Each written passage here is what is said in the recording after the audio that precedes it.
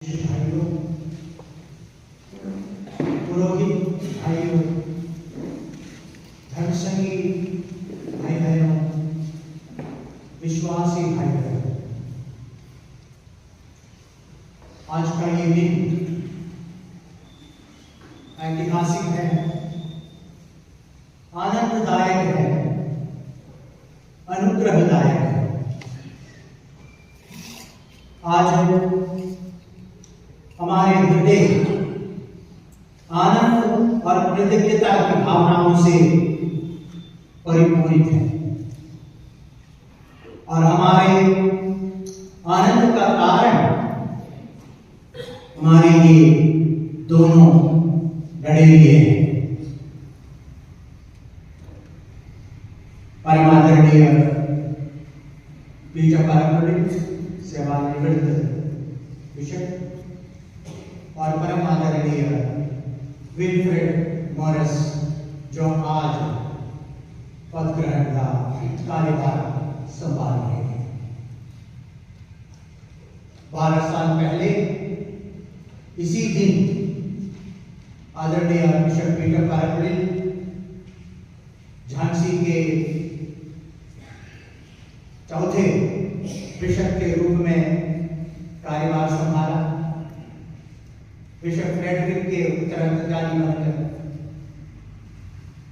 और 12 साल उन्होंने अक्षीण प्रयत्न किया, अहोरात्र मेहनत किया और मुझसे बढ़कर आप जानते हैं कि उनका ये 12 साल का कार्यकाल झांसी डायसिस के चतुर्मुखी विकास का समय रहा। ईश्वर ने उन्हें कुछ विशेष कृपाएं दी और उन्होंने एक भले सेवक के समान ये सब विशेष प्रतिभा, उनके स्पेशल टैलेंट्स को उन्होंने और उनकी ऊर्जा उन्होंने इस डायसिस के सर्वांगीण विकास के लिए खर्च की। और आज जबकि वो बहुत ही संतृप्ति के साथ उनके उत्तराधिकारी आदरणीय बिशप विल्फ्रेड को कार्यभार प्रदान कर रहे हैं, इस डायसिस का बागडोर प्रदान कर रहे हैं उनके हाथ में, तो उनके हृदय में भी ईश्वर के प्रति धन्यवाद है और हम सब के हृदय में भी ईश्वर के प्रति धन्यवाद की भावना है। हम धन्यवाद देते हैं परमेश्वर को हमारे नव बिशप के लिए, क्योंकि जैसे नबी यिर्मयाह के द्वारा प्रभु ने वादा किया था, यिर्मयाह का पहला अध्याय 3 वाक्य 15 हम याद करते हैं, मैं तुम लोगों को अपने हृदय के अनुकूल, मन के अनुकूल चरवाहों को प्रदान करूंगा, जो ज्ञान और समझदारी से तुम लोगों का पथ प्रदर्शन या अगुवाई करेगा। ये भविष्यवाणी प्रभु यीशु मसीह में पूरा हुआ और प्रभु यीशु मसीह जब उनका स्वर्गारोहण हुआ, उसके पहले उन्होंने अपने शागिर्दों को उनका मिशन संभाल दे दिया, सौंप दिया और शागिर्दों के उनके शिष्यों के उत्तराधिकारी बनकर बिशप लोग ये कार्यभार संभाल रहे हैं। और हमारे नए बिशप विल्फ्रेड मॉरिस, मैं समझता हूँ इन बातों को याद रखते हुए और मेरे जानकारी में ये हम विश्वास करते हैं कि प्रभु के मन के अनुकूल, हृदय के अनुकूल एक चरवाहा है। और आज हमारा कर्तव्य बनता है कि हम उनके लिए परमेश्वर को धन्यवाद दें और इस झांसी डायसिस के ऊपर आज तक प्रभु ने जो अनुग्रह बरसाया है उसके लिए परमेश्वर को धन्यवाद दें। हम प्रार्थना करेंगे कि बिशप विल्फ्रेड का ये कार्यकाल झांसी डायसिस के लिए और ऊंचाइयों को छूने का समय होगा और जहाँ आदरणीय बिशप पीटर बारबली ने छोड़ा है, वहाँ से हमारे नव बिशप विल्फ्रेड मॉरिस इस डायसिस को और यहाँ के लोगों को, न केवल क्रिश्चियों को, बल्कि इस डायसिस के जो ज्योग्राफिकल टेरिटरी है, इसके अंतर्गत जितने भी लोग हैं, उनके आध्यात्मिक विकास के लिए, उन्नति के लिए वो काम करेंगे।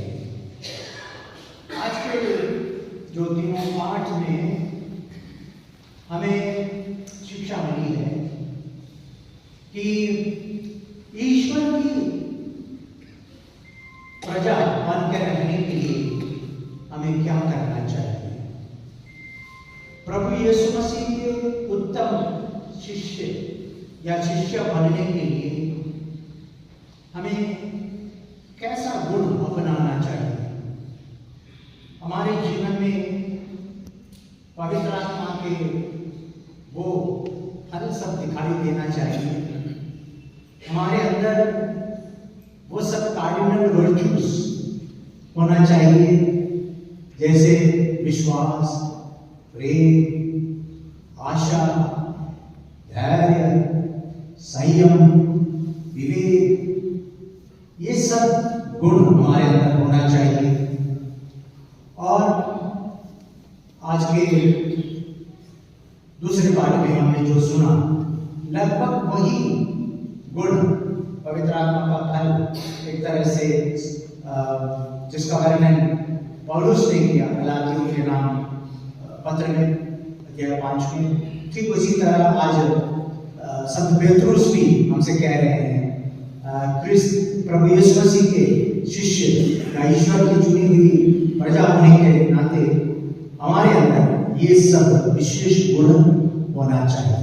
So the qualities of authentic discipleship, to be a true disciple, authentic disciple of Jesus, you need to have the fruits of the Holy Spirit present in your life, and so also all the cardinal virtues should be present in your life. आज के पाठ Christian leadership के ऊपर भी प्रकाश डालता है। Christian समाज में चुने हुए लीडर्स को कैसा होना चाहिए, उनके अंदर क्या गुण होना चाहिए। आज पहली बात तो यह है, उनके अंदर अटल विश्वास होना चाहिए ईश्वर पर और ईश्वर के वादे पर। ईश्वर ने जो वादा किया है वो उनके वचन के पक्के हैं, इसलिए ईश्वर पर मैं भरोसा कर सकता हूं। हर परिस्थिति में, हर चुनौती में मैं उन पर भरोसा कर सकता हूं। और ईश्वर पर विश्वास की कसौटी यह है आज्ञाकारिता। अगर हम उनसे प्रेम करते हैं, उस पर हमारा विश्वास है, तो हम उनका कहना मानेंगे, उनकी आज्ञाओं का पालन करेंगे, उनकी आज्ञाओं को हृदय से चाहेंगे और यथासंभव उसको हम अपने जीवन में अमल करेंगे। सो वी मस्ट आज्ञा को पालन करना चाहिए सारी शक्ति से, सारे मन से, सारे आत्मा से। It means a kind of your total being should be engaged in obeying the law. You must love it with all your heart, and with all your strength you must fulfill that. So a man of faith, a man of obedience. हमने यिर्मयाह नबी के ग्रंथ से उद्धरण किया। प्रभु ने कहा, मेरे हृदय के अनुकूल सर्वाधिक को प्रदान करूंगा आप लोगों को। और ईश्वर का हृदय कैसा है? ईश्वर का हृदय देखने के लिए एक झरोका है, एक खिड़की है, वो फिर भी है प्रभु यीशु मसीह। प्रभु यीशु मसीह के द्वारा हम जान सकते हैं कि ईश्वर के हृदय में मानव जाति के प्रति क्या रुख है। और वहां हम देखते हैं कि प्रभु यीशु मसीह ईश्वर के प्रेम और करुणा का मूर्त रूप है। और प्रभु ने ये दिखाया अपने पूरे जीवन से, उनके कार्यों से उन्होंने ये दिखाया कि ईश्वर प्रेम है, करुणा। तो एक दूसरा गुण क्रिश्चियन लीडर के लिए मैं समझता हूं उनका हृदय, उनको जैसे परमपिता करुणामय है, हर क्रिश्चियन लीडर को चाहिए वो उनके समान करुणामय बने रहे। एक महान रहस्यवादी है, एक मिस्टिक, उनका नाम है माइस्टर एकार्ट, जर्मन है, एक डोमिनिकन थियोलॉजियन है। उन्होंने एक बार कहा, you may call God love, you may call God goodness, but the best name for God is compassion. मतलब प्रभु को आप कह सकते हैं प्रभु प्रेम है, ईश्वर प्रेम है, ईश्वर भला है, लेकिन सबसे बेहतरीन नाम ईश्वर के लिए यह है कि ईश्वर करुणा का अथाह सागर है। और करुणा का अर्थ ये होता है कि आपका मतलब डीप एम्पैथी, आपका जो दर्द है, आपकी जो पीड़ा है, वो मैं अपने हृदय में महसूस करता हूँ। और ना केवल उसको महसूस करता हूँ, बल्कि आपकी पीड़ा के निवारण के लिए मैं कुछ काम करूँगा। जैसे जितना मुझसे होता है उतना मैं आपके पीड़ा या आपकी समस्या के निवारण के लिए काम करूँगा। तो ऐसी करुणा होना चाहिए हर क्रिश्चियन लीडर के हृदय में, ये करुणा होनी चाहिए। और तीसरा गुण, बहुत सारे गुण है, लेकिन अगर ये सब बताएंगे आपको यहाँ तक बैठना, इसलिए 2-3 गुण कवर करेंगे। तीसरा गुण यह है, आज के सुसमाचार में आपने सुना, इसका संदर्भ ये है, पृष्ठभूमि यह है कि योहन और याकूब की मम्मी जाकर प्रभु यीशु से पूछते हैं, देखो मैंने जो बेटे इनके लिए मैं कुछ मांगना चाहती हूँ। तो प्रभु ने पूछा, क्या मांगना चाहती हूँ? तो उन्होंने कहा, मेरी गुजारिश ये है, मेरे 2 बेटे हैं ना, एक को आप अपने दाएं बिठाइए और दूसरे को आप अपने बाएं बिठाइए। मतलब इनको कुछ पद दे दीजिए, बड़ा पद दे दीजिए जो उनको कुछ ऐसा प्रेस्टीज मिले, उनको कुछ ऑनर मिले, ऐसा पद दे दीजिए।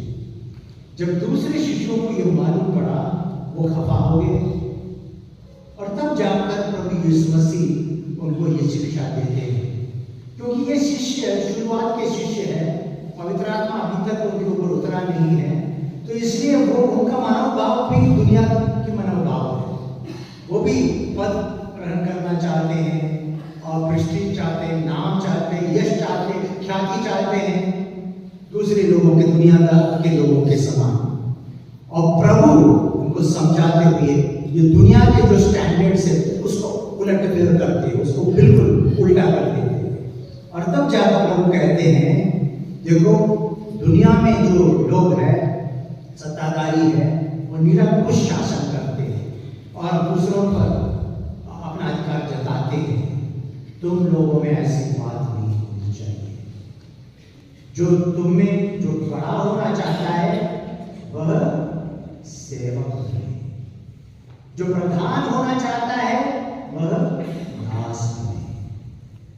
और उसका उदाहरण, आदर्श स्वयं प्रभु यीशु मसीह। हम लूकास के सुसमाचार में भी पढ़ते हैं, अध्याय 22, वहां पर 27 वाक्य सही प्रभु कहते हैं उसे, कौन बड़ा है, मेज पर बैठने वाला या वह जो परोसता है? जो मेज पर बैठता है वही है ना, ये मतलब मालिक बड़ा होता है। फिर भी मैं मालिक हूँ, मैं तुम्हारा खुदा हूँ, ईश्वर हूँ, तुम लोगों के बीच में दास के सेवक के समान। सबसे बड़ा आदर्श।